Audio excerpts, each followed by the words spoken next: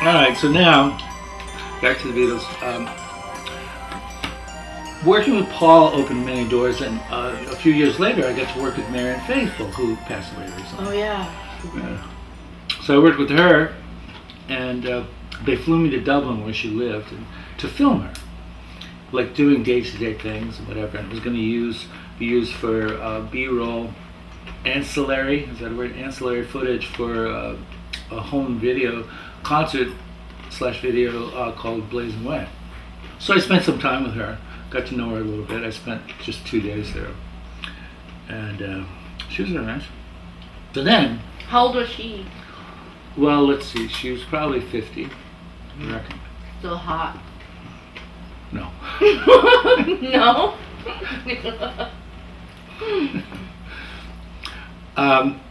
So then, years later, I lived in the East Village. There was a bar called Niagara. Oh, I know that bar. Yeah, Avenue A and 7th Street on the corner. How pregnant. So my friends said, let's go there. And we go, and they had a downstairs area. And we go down there, and they go, oh my God, that's Marianne Faithfull. And she was just standing alone, by herself. I'm sure she was with somebody, but maybe they went to the bathroom or to the bar. And she's just alone. And everyone knows who she is, but of course they're afraid to talk to her. I said, oh, I'm going to go talk to her. They said, what, are you crazy? So I go, and I walk up to her. You talk to her? Well, I'm out of earshot of all my friends and everyone else, so they can just see me talking to her, but they can't hear what I'm saying. And I said, hey, Marianne, do you remember me for the Blazing Away film? I'm the one who came to film you, and we filmed on black and white film. It wasn't video there. You remember that? She says, yes, I remember. And she becomes very animated, and people are watching me talk to her, and she's very, very passionate with gestures, her hands and stuff. And so they're thinking, what the hell did he say to her, She says, yes, I remember all that film, and they lost the film. Oh. They lost it. Now what had happened was after I returned from Dublin. Oh, you have them. I had. Very cool. And she's like, they lost the film. She was very upset because she's a cinemaphile, It's not a dirty word. No. She loves cinema. And so I didn't say, oh, I've got the film. I didn't say anything.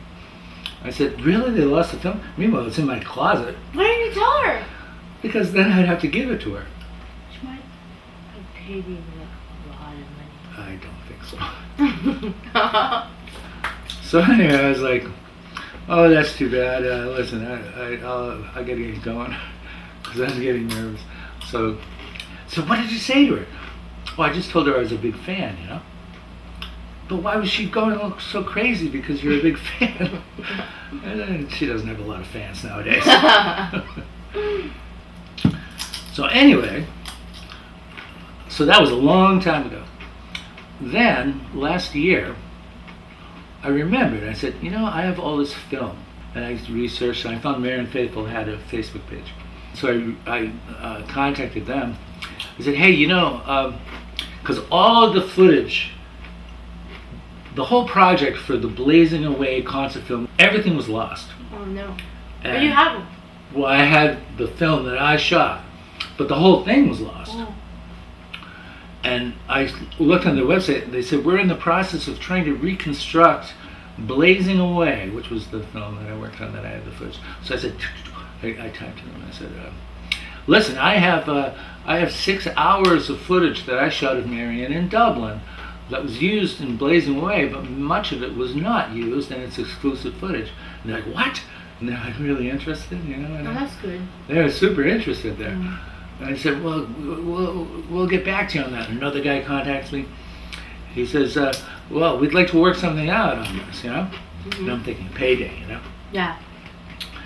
Then, a week later, Marianne Faithfull dies. Oh, shit. That's so sad. So they must have thought that I knew she was going to die. Which is what, why would I try to sell the footage a week before she dies? It doesn't make sense. So did you hear from them? That was it. After she died, that was it.